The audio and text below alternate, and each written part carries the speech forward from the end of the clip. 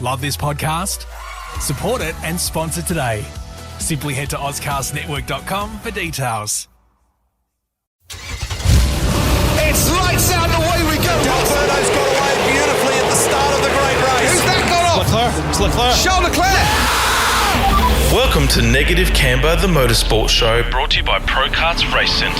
Far enough back, he's going to make the lunge down the inside. The ultimate pit stop, The safety car is coming in fueling your passion for motorsport. with an emotional moment that means everything. All of the latest results, analysis, and interviews. Roar the drivers on to the final lap of this race. I'm Jamie Lemura, motorsport enthusiast, historian, and media presenter. And I'm Leigh Harrison, motorsport professional, Sprint Master Karts race driver, and Formula One alumni.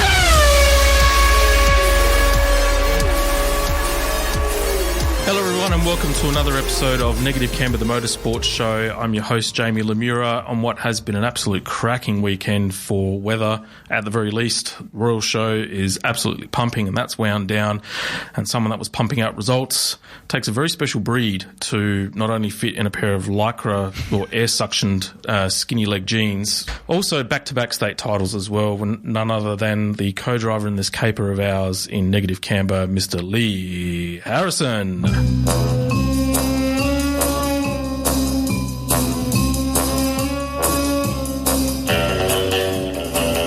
Hello, my friend.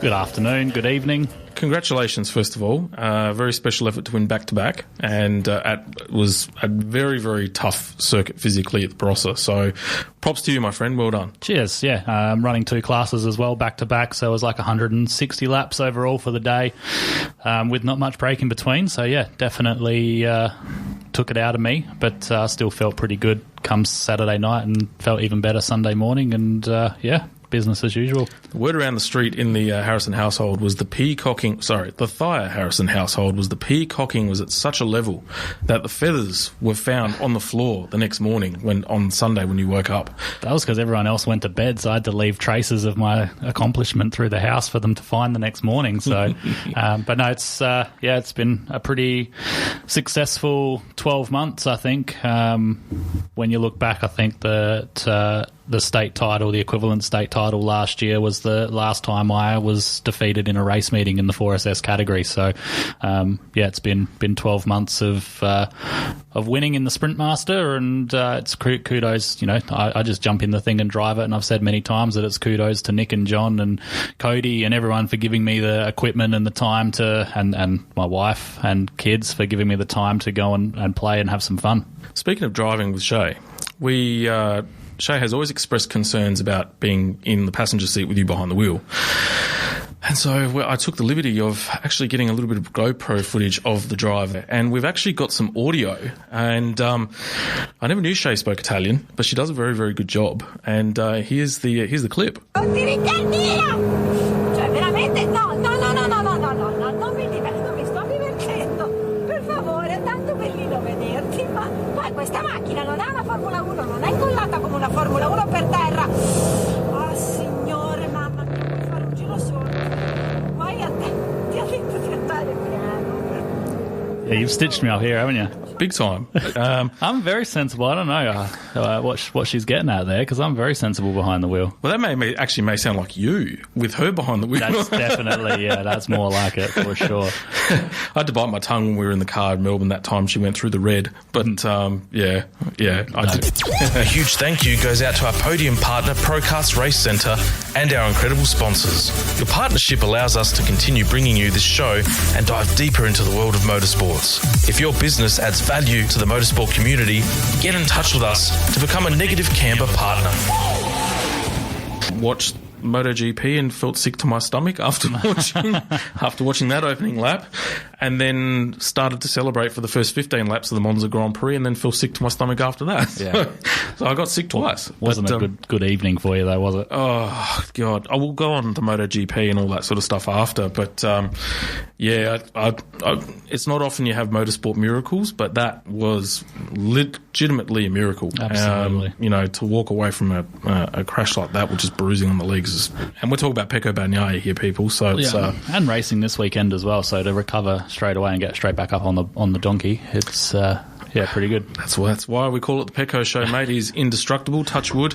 We'll talk and that's more what about happened. him later. Yes, and that's what happens when you drink Pecco juice. And hey, Pecco juice got me through Barossa on the weekend. I woke up no arm cramp too. Yeah, right. Yeah, that was what I was most happy with, because 12 months ago I could barely walk at the end of that. Oh, so we've just discovered a new drink as well, so we'll have to get you started on that one for the enduro at Bolivar in a few weeks' time. So do tell. We've started on the prepped hydration drink. I've heard about prepped hydration. So yeah, we're big advocates for them, trialing it out and seeing how we go. But yeah, I started it the weekend of Barossa, and it got me all through Barossa, racing both classes. And I said I woke up on Sunday morning feeling fresh as a daisy and jumped out of bed ready to go for a walk. So normally even after a practice day I feel pretty average, but yeah, trying to get rid of all of those nasty things like Red Bulls and that kind of jazz. But seeing how the prepped takes us along a journey. Well, I know Todd Hazelwood's a good fan, has been an ambassador for Prepped, and Matty White, who I have as my coach, has used Prepped a lot and endorses it too. And everyone that's used it has always been glowing about it. So yeah, look, don't quiz me on the full science of it, and I'm probably not giving the best sales pitch here, but yeah, no, like just the hydration factor. Afterwards felt amazing. Even the day prior to Barossa, I was at the track at Bolivar, so I'd had a couple of big days in a row, and yeah, no, it felt pretty good on Sunday, and carried that energy through this week as well. So yeah, it's been so far so good, but watch this space and let's see how we go. Red Mill Bakehouse 100. So it was 300 laps, but then due to overwhelming demand, we're talking about the SA Hire Kart Championship now, so due to overwhelming demand and requests by the championship drivers, they didn't want to do a 300-lap enduro. They wanted to do a 100-lap single-driver enduro, and so I'm going to blow my own horns here. Good leaders listen to the demand of people, and I changed the rules, and we've now made it 100-lap single-driver endurance race, and we're going to tweak it a little bit and make it NASCAR style with staged caution periods throughout. And there'll be a compulsory stop in the middle of it just to give drivers a 10-minute break to recover, refresh, and get on with it. So it still is going to be on September 24th. We have extended the entries now because of the change of format to September 20th for entries closed. It will still be at the Pro Karts, at Pro Karts Paraka, but Move Yourself Trailers have now become the major sponsor for the 300-lap enduro that will take place on November 5, which will also coincide with the State SA Championship trophy presentation as well. So yeah, come on down. It's the entries are now live on the Scuderia Ferrari Club page, so www.sfcadelaide.com/online store. It's $170 per driver, and plenty of fun to be had on what is the Titan twisty and tricky Pro Karts track. Yeah, should be a good morning out. Won't last very long, but you might still make it to the Japanese Grand Prix and get to watch that, or whatever other motorsport's on the TV. We might make it to lunchtime at that rate, so we'll see how we go. Very possible. Very possible. Get out there, support the event, support Pro Karts, support the series as well. Come out there and have some fun and enjoy yourself. Get ready to ignite your racing passion at Pro Karts Race Centre, your ultimate destination for motorsport excellence. Our track isn't just a playground, it's a classroom where 25 years of racing knowledge come to life. Imagine having a team of seasoned experts guiding you from the rookie to the pro. Our driver coaching services aren't just about finding those elusive extra tenths on the track, they're about moulding winners. With hands-on guidance, racing line tips and data analysis, you'll not only experience the thrill of speed, but the satisfaction of victory.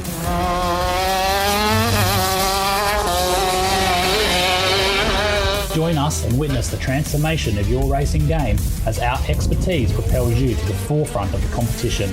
Visit prokartsracecentre.com.au or pop in for a chat at 30 Research Road, Paraka. Pro Karts Race Centre, fueling your passion, igniting your potential. Just for our listeners at home, we've just posted some pictures of Leigh getting changed. There's a photograph that you're holding of yourself and Todd Hazelwood, who's a honorary member as part of the Negative Camber Hall of Fame, and yourself looking quite moppish in a haircut. You've clearly upped the hair game since then, but just give us a bit of background on that. Yeah, I think these jeans, well, the ones that I had on before, I've since got changed. I thought you were congratulating me for fitting into those jeans, to be fair. It's a fair effort considering the age, I've got to say. Yeah. I've got to say. I think, look, I can't even put an exact date on them. I know we're in, when the massive bushfires were on in Melbourne and stuff, we went to go race at a Junior Sprint Classic or something in Victoria, and we'd stopped off at Mount Gambier on the way home to do some testing. And so that whatever, if you can correlate whatever year the massive bushfires that were happening all through Victoria were, then that was when that photo was taken. So I'm thinking like that's probably 10 years ago that photo was taken. And I still managed to jimmy myself into those jeans this afternoon just to, I know you love a pair of skinny jeans, so I just thought I would... a skinny pair of jeans on me, God. So I thought I'd bring the old girls out and see if I could squeeze into them. I've got to say, I'm going to sound like your wife, but good-looking rooster there back in the old days, mate. I'm sure there was some more bushfires happening outside of Victoria with those jeans on there, Leigh, but... my wife listens to this show. Quick, give her a CPR. She's probably died in laughter. But, the jeans had a pretty good record, let me just say. Let's get this back on track, shall we? If you need confirmation of that, you can ask our good friend, the man, the myth, the biscuits, all about them. Did you pull off the Leonardo Harrisoni lines in those jeans? All the time. Oh my God! Yeah. There we go. Before we go into karting, we put a post out asking for some of our listeners, or all of our listeners, to give us some Q&A. So this one, I'm sure Pete won't mind, but Peter Meal, who, by the way, nearly came away with the and I mean this with the utmost respect, but it would have been the upset of the decade. Steve Bradbury moment for sure. Well, yeah, Steve Bradbury moment, but it nearly pulled off the upset of the decade for the 4SS State Titles. We'll talk about that later. But he's been a loyal listener of ours, and he came in with this question. So... you see so many MotoGP riders riding motocross and flat track for practice, so let's say Rossi's Ranch is a great example, and they all say it's an excellent practice session that translates to sealed circuit racing. Do you think that the same theory is correct for dirt karts to bitumen? I think yes, but the other way around. Bitumen to dirt karts and coming back is a much easier and much better training tool, I suppose, than if you're a dirt karter and you come to bitumen to then go back to dirt karts. So I know that there's a lot of guys that have raced bitumen karts and then they go and race on the dirt, like Daryl Tolmer, even the man, the myth, Biscuits, does a half decent job on the dirt.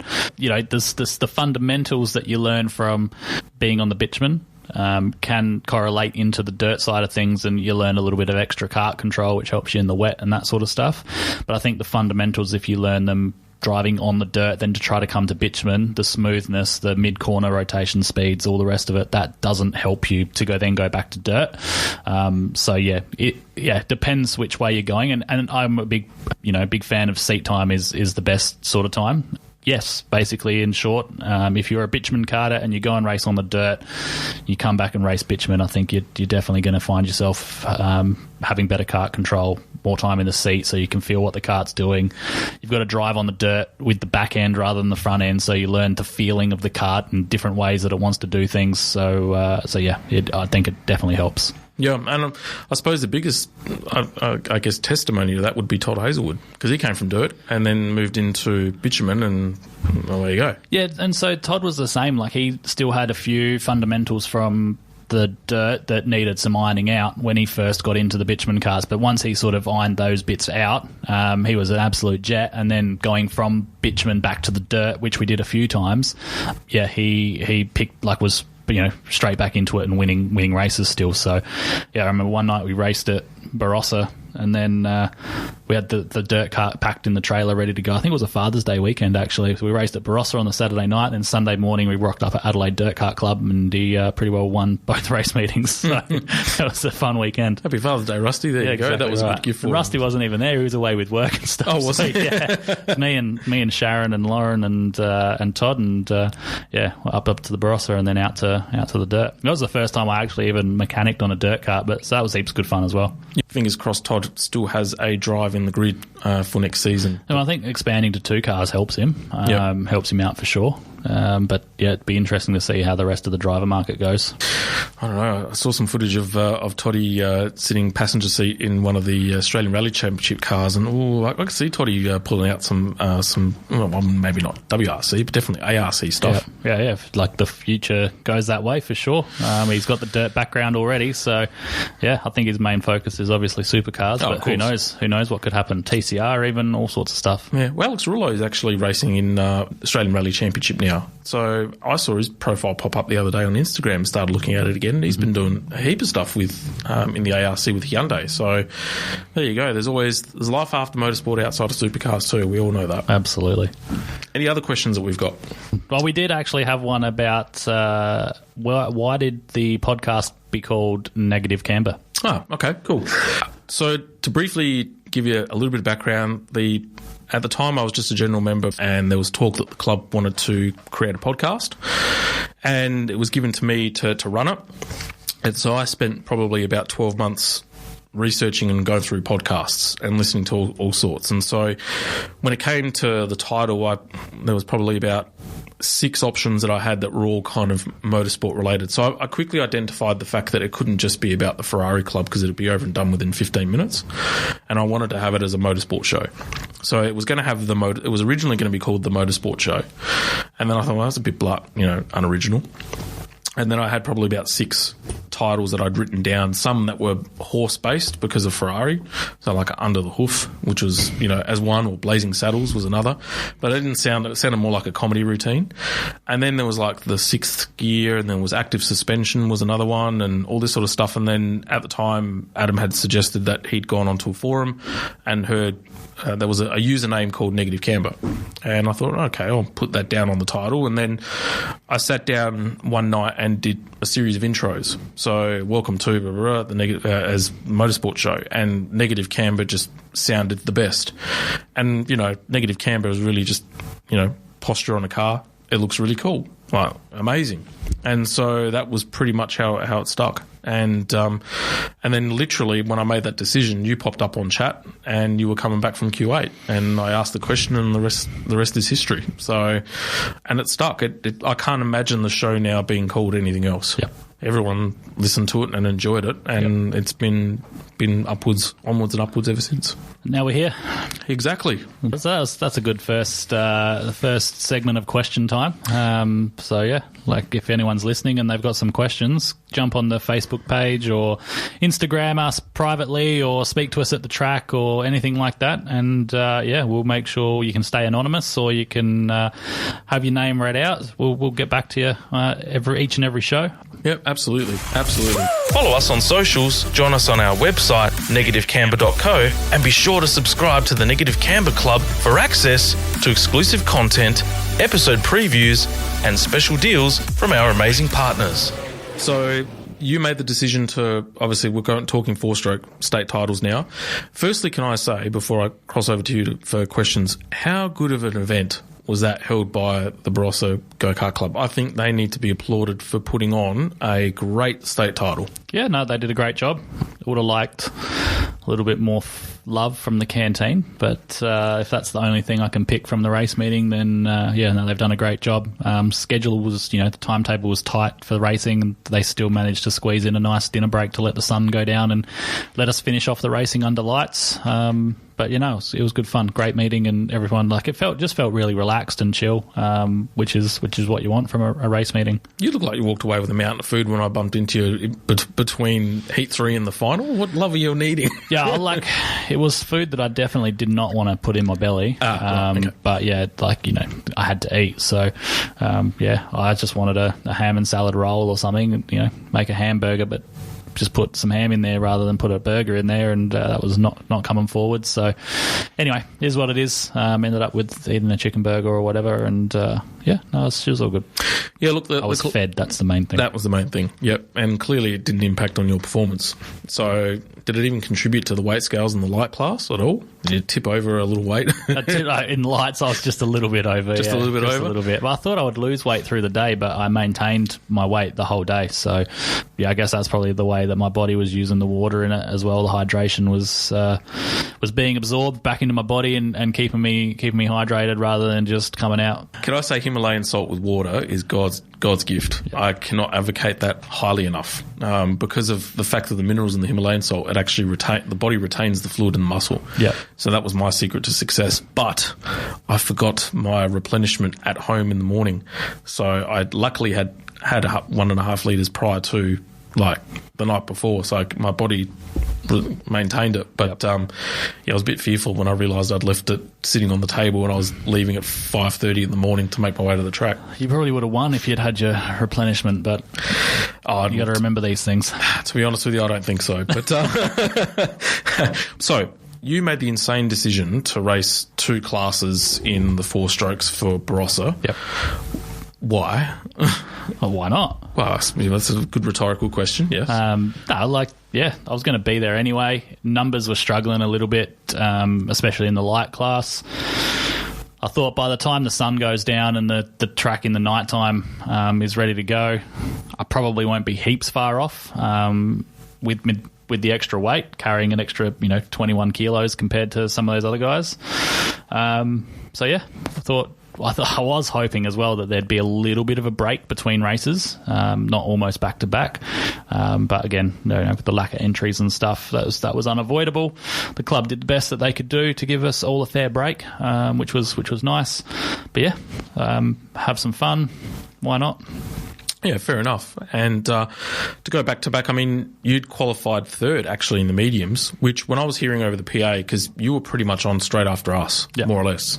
So I didn't even get a chance outside of the odd peep here or there to check out, but I was hearing over the PA, and you got 3rd. And I thought, interesting. This is very, very interesting. So what happened in qualifying, and then what did you do to make changes over the course of...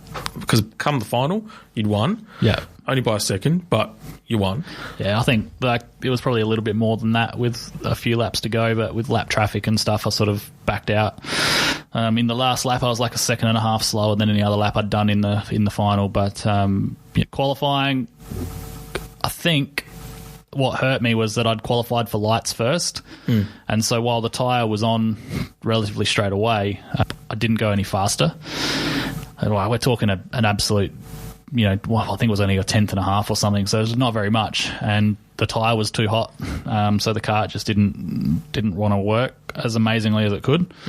I think I did a 26.8 or 26.9 or something in the first practice session that I did, which was the fastest in that practice session. And then I struggled in the 27 flats pretty well in both classes, right until the finals again. And then we sort of, got rid of some tyre pressure and the thing came back alive. So I think I was just trying to run too high in the tyre pressures mostly. But, it was fun starting 3rd and having to work my way through and get to the front again. It was nice racing with Sam, and he kept me honest the whole race meeting. Yeah, Sam was racing the championship winner from last year. So Tim Murphy's Arrow AX. I can't remember what that one is. AX2, 3, AX8, something like that. AX9. But Sam loved it, absolutely loved it, and obviously responded well to his driving because he's been mainly 2-stroke. Yeah. But now racing in an Arrow, so there was some crossover for him, which was quite smart in terms of his prep. But it was nice to see a challenge though. Like it was, genuine, hard racing. You weren't going to walk away with it. Not that you don't want to see you walk away with it, but for yourself, it would have been gratifying rather than sort of winning by 6 or 7 seconds. At least you earned it. Yeah, 100%. He kept me honest, like I said, and I had to work for it. A few passes, couple of incidents that we had together, and some contact and stuff. But at the end of the day, it was all pretty fair, and we had some fun along the way. And I think because we raced lights first in the final, I had it probably a little bit easier than I would have had otherwise because I went out in the same tyres and they were already up to temperature before we rolled out the grid. So I think my first 2 or 3 laps I was putting in some good lap times and they were still trying to get some temp into their tyres. So the final was probably the easiest drive that I had all day. But it was good fun having some good battles with Sam. He always races hard and fair, which is good. I think the last time I raced him was the state title last year as well. So I knew he was going to be fast. He was the one that I was probably the most concerned about in the field. But good fun. Yeah, absolutely. And the feedback that I'd got from even Anthony was just how quickly the Maxxis tyres turned on during the day in particular. Whereas with the Vega, which I ran, it took probably 2-3 laps minimum each stint, no matter what time of the day, for them to sort of come up to speed. And I think the biggest challenge that I had when I was racing was as best as you could try and keep with the pack in those 2 or 3 laps, or they were coming up temp. Yeah. But by that stage, the pack had gone, because you can brake so much deeper and harder with the Maxxis, and you get so much more corner speed and grip compared to the Vega. It's just doing the best you can. Yeah, Ormsby in lights ran the Vega, and he was quick pretty well straight away. I think he did struggle the first couple of laps in each race, and we sort of pounced on him a fair bit. But he ended up winning lights on the Vega as well, and it seemed that as the race went on, the Maxxis sort of fell off a little bit, and he stayed the same. So looking back, it was probably maybe the tyre of choice for the weekend. But yeah, it'll be interesting to see who rocks up with what for the Enduro in a few weeks' time as well. Yeah, look, it's I ideally wanted to go to get Maxxis. I just couldn't get stock in. So I mean, that was a bummer. But for me, Anthony had the Maxxis. We knew that he could get. They were only 2 rounds old, so they still had plenty of life. And his go-kart in particular is just, as soon as you drop it on the ground, it's quick. He leaves a little bit for kart preparation. That's let's leave it at that. But he's outside of the first change he'd made on setup pretty much all this year was putting seat stays in for the final, and he ummed and ahed about it, and we thought, no, just do it. What have you got to lose? And then James Place we're talking about the heavy class now. James Place, I don't want to heap. He's a good listener of ours. I want to heap crap on him, but yeah, mate, I don't know what you were thinking going into Gumtree, but that was and skittled everyone and changed the race, and even he tagged. So James loses the kart under brakes going into the Genki, which is turn 4, I think, the left-hander, and skittled 3/4 of the field. And Tim had a very lucky escape because he got tagged and just held on with it, and then had half a lap gap on everyone else. Daniel Bowden was lucky to get it out of the marbles, and I had half spun to avoid T-boning Dave Skinner, who lost it under brakes. Anthony got skittled, and then the gaps opened up, and Pete Meal has just gone through what would have been my line, because he was directly behind me, and ended up getting a half a lap break on the rest of the field, so he was in second. Yep. And to his credit, he kept it really consistent, set his best times of the day, and it was up to everyone to chase. And so Anthony and I at one point were 3rd and 4th, and Anthony was clearly quicker, so I just sort of sat behind him. And then it was battling with Dave, battling with Daniel Bowden, James Place, and then Anthony held on to finish 3rd, and James came back and finished 2nd. Yep. Tim went on to win, so he's won 4 straight state titles in 4-stroke. Mm-hmm. And then Bowden, I think, ended up finishing 4th, I think, to come back from the rear and in the gravel track. In the gravel track as well. Yeah, almost lapped down. So it was a great event, good hard racing, and it was that final it was funny because it's I was talking to Nick, the Oracle, and a couple of others beforehand, and I turned around to him and I said, I've got a really funny feeling that something's going to happen in this heavy final. And I said, I actually think Anthony will get 3rd. I wasn't expecting that to happen. But it was funny because, as I said to Anthony as we were driving home, I said, I'm half spinning this go-kart and trying to save it, and we've managed to do that. But half of my head is thinking, save it, and half of my head is thinking, I can't believe that what I just predicted is actually happening. But in the meantime, it's to the detriment of everyone. Everyone, yeah. So, but it actually made the race, and otherwise, to see the others come back and fight through the field was actually pretty good. So, and being able to dice with those guys like Dave and Daniel and whatever as they were coming back was great as well. So moral of the story is it's always hard to battle when you're 15 kilos overweight.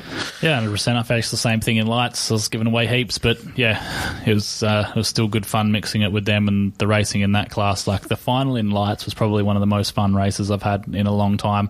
And I know Cody as well, like absolutely loved it, even though we finished 4th and 5th or whatever we finished, we didn't make the podium in lights. It was, it was an absolute laugh and a half driving out there, and we likened it to racing on a Tuesday night at Pro Karts Paraka in the social racing, because it was just flat out people overtaking all over the joint, and it was a bit of a shame that the heavy final ended up the way it did, with Tim winning quite convincingly, because that was shaping up to be a pretty stoker race as well.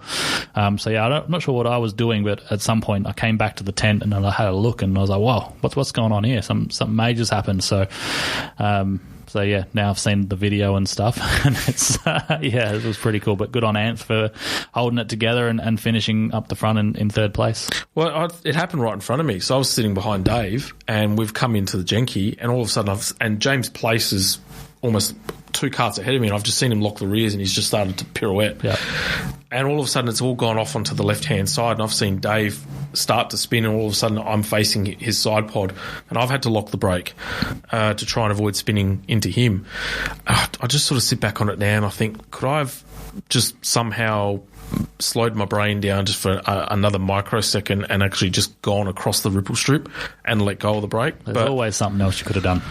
Yeah, I don't know. I don't think in that moment in time you could have, because it's just instinctive that your left foot just goes, straight on the pedal. But look, at the end of the day, if you had more seat time and you had better confidence in your go-kart, you would have known how hard to press the brake to slow yourself down without locking up. I'll have you know that I know how to do that. Why didn't you do it? Well, you could have been sitting there with a second-place trophy on your man. Nah, look, to be honest with you, man, there's no way I would have got second. Probably would have been in front of Pete where he was, but I still wasn't fast enough to keep those guys at bay. Yeah. So, it would have been maybe top 4, top 5 if I was lucky. But, I don't know. It's just one of the things. Cold tyres too probably didn't help as well. No, anyway, definitely not. We'll quickly run through the results.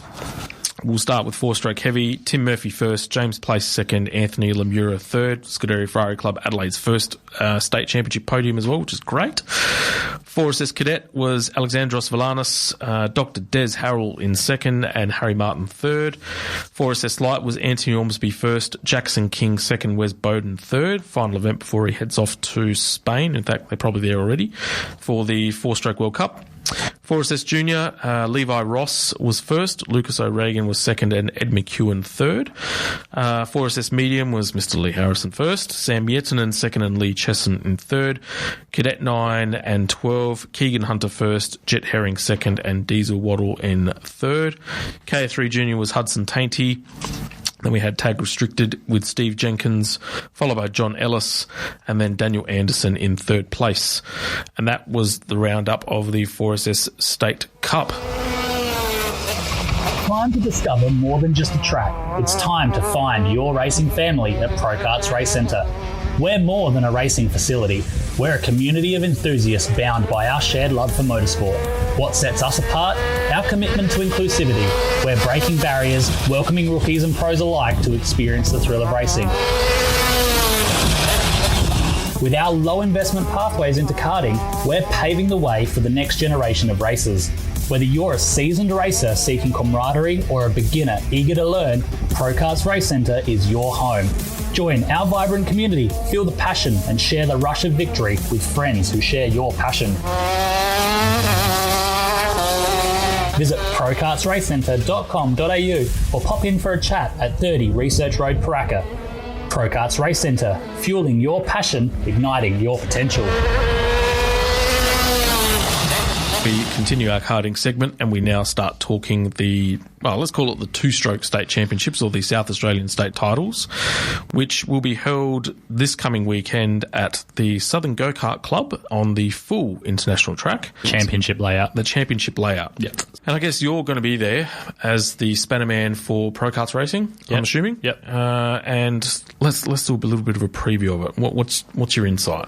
Yeah, well, it's lots of interstaters coming across, which is awesome. I think it was something like 46% of the field is actually from interstate. I guess if you're listening and you're from South Australia, then probably you should have entered. No need to be scared of a big race meeting like this. And if you're listening and you're from Karting Australia, you should have released the Karting Australia National Championship calendar sooner, because if Bolivar is to get the round for the Nationals next year, then there's no reason why this event couldn't have been 250 plus entries, similar to what we've seen through every other event of its similar kind throughout the year. So I know that there's some disappointment around. I don't know why Karting Australia haven't been able to release the calendar any sooner. Hopefully we can get some answers over the weekend. But yeah, it's a bit of a shame that Southern can't show off their track with a really, really big race meeting to welcome the first state championship since the championship layout's been revised. But like I say, there's still a good contingent of interstaters come down.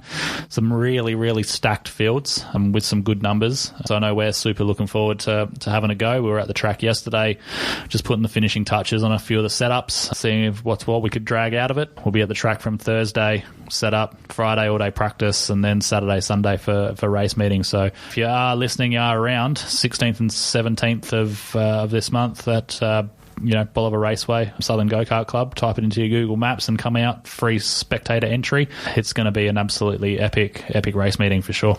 I'm just having a look at some intel here that we're very fortunate to have access to. Yes, it's some big names that are going to be entering. We do know that Max Walton's actually making the trip over with the Paralyn team. Yep. For KA2, I believe it is. KA3, KA3 Junior Light and Heavy. So let's go through the classes, mate. I reckon that'll be the best way to fire off some names. We'll start with Cadet 9. All right, do that. 7 entries in the field. Some of the standout drivers for me, the ones to watch, I would say Harlan Bell, Jet Herring, Local Boy, and Jarvis Hindle. Those 3 will be hard to beat in Cadet 9. I've put down my champion as Harlan Bell, a little Queenslander. I know he's been running pretty well at the Australian Kart Championships this year. He's been being helped along by Johnny Grother, who's part of the Saudi team as well. So I think Harlan will be hard to beat at Bolivar if he can get his head around the track. Cadet. Will that be his first time he's been there? First time he would have been there, yeah. Okay. But there's enough practice sessions on Friday to sort it out, and he's learned heaps of new tracks this year with the AKC. Yep. Cadet 12, 17 entries in that field. My ones to watch, and this is a stacked field. There's so many names to choose from. Jackson Brasher, Archie Bristow, Cooper Foley, Scarlett Pittam, Riley Harrison, and Dominic McCurry. I think the 2 South Australians, Scarlett and Dominic, in that list, they've done a whole heap of laps around Bolivar. They're going to be hard to beat, but at the moment I've put down Riley Harrison as my state champion for Cadet 12. Yep. Again, he's done 100 million laps around Bolivar, so he will be hard to beat, but he's got some very stiff competition. KA3 Junior Heavy, 12 entries, which is good to see that field get up to 12 entries. Some ones to watch: Max Walton, Matthew Basso, Isaac McNeil, and Hugo Garraway. Unfortunately for the rest of those guys, I think that one's Max Walton's to win with his eyes closed. I think he'll do that one quite easily after winning a couple of other state championships at the same weight division this year. Moving on to KA3 Junior Light, and this one is a huge field, 24 entries. Again, this is stacked. It could go one of 10 ways, but my ones to watch, again, Max Walton, Giuseppe Imbrogno and Noah Enright, Kai Burke, Maxim Kerwin, Patrick Buckley, and Will Thompson. It was super hard to pick my champion for this one, but I've gone with Noah. Yeah, home track, and he's fast. We saw that with his AKC run, finishing just shy of the top 10 after a DNF in one of the heats. So I've got to go with Noah, but I think between Noah, Max Walton, and Kai Burke, there's going to be an absolute ding-dong of a battle there. KA3 Senior Light, 17 entries in that field. Josh Elliston, Leo Ianella, Nicky Watson, Robbie Graham, Luca Polombaro, Beck Connell, and I've put Cody on there as well, because if he rocks up on Friday and Saturday and Sunday and is ready to drive, he's probably thereabouts enough that he can hang on the back of those guys and girls and to make some stuff happen.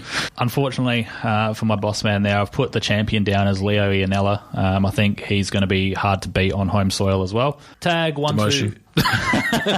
Demotion. I think Cody will understand.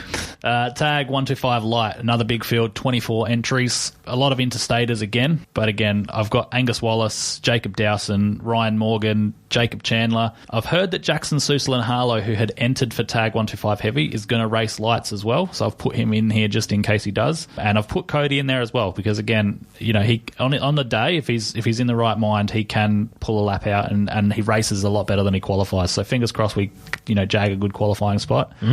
Again, I didn't go with my boss as the blue plate winner for this one. Maybe putting some fire underneath him to try and prove me wrong, but I've gone with Jacob Dowson, who's going to be strong at Bolivar. Tag Masters, 13 entries in that class. Brett Fortagna making his return to the race seat. That was my intel. Yeah, as the Prez.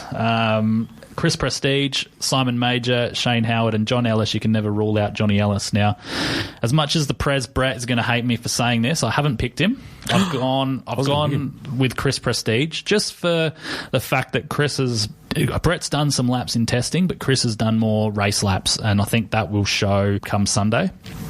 But I think between Chris, Simon Major, Brett Fortania, Shane Howard, there's going to be a bit of a race there, so be exciting one to watch. Tag Restricted Light, there's 14 entries in that class. Shane Moreland, Anthony Ormsby, Sam Mutinen, Ben Press. There's 4 guys that could easily win that class. Based on form and form alone at the moment, it's going to be pretty close between Ben and Shane Moreland, Ben Press and Shane Moreland, but I've picked Ben Press to win the blue plate in that class. Again, he's been pretty unstoppable so far this year, so it'll be interesting to see how that one plays out. Actually, first time I'd seen Ben race properly was when he raced you in the restricted class at the club meet.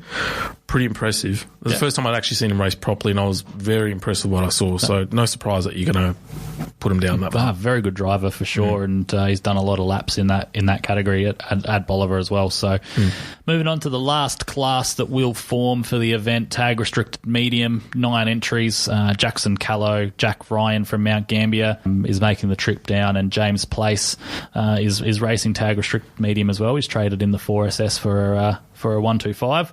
I don't think I can go past Jackson Callow in that class. I think he's going to be too hard to beat the medium weight. He's been on fire every race meeting that he has done when football hasn't gotten in the way. So it'll be interesting to see how he goes. But that's my classes and my champions.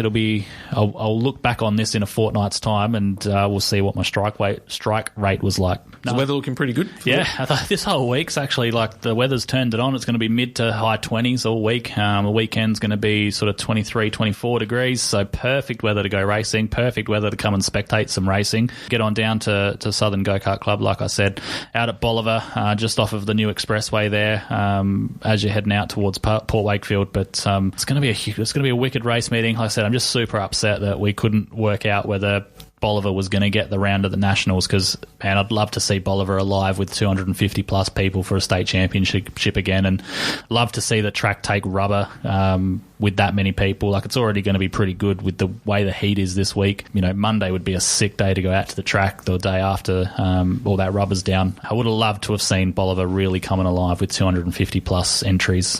Wasn't to be. Fingers crossed that it does get the round at the Nationals as the opening round next year, because it'll be an absolute spectacle. If they do get it in its opening round, look, I can predict 350, 360 easy, which will be absolutely amazing. That's been a long time since Bolivar's had that many people at the race meetings. So let's wait and see what the Karting Australia calendar looks like, and we'll keep our fingers crossed.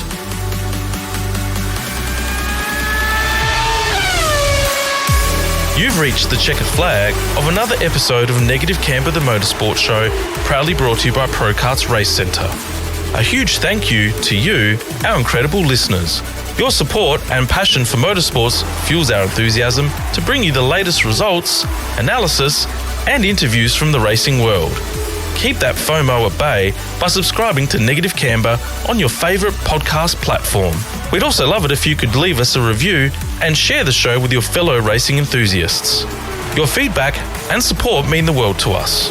Remember, Negative Camber is more than just a podcast. We're a community of dedicated fans who live and breathe motorsports.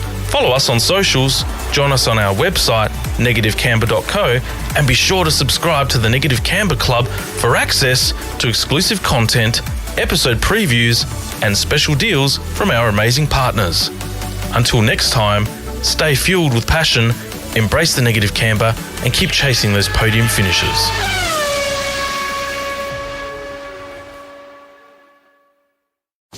Love this podcast? Support it and sponsor today. Simply head to AuscastNetwork.com for details.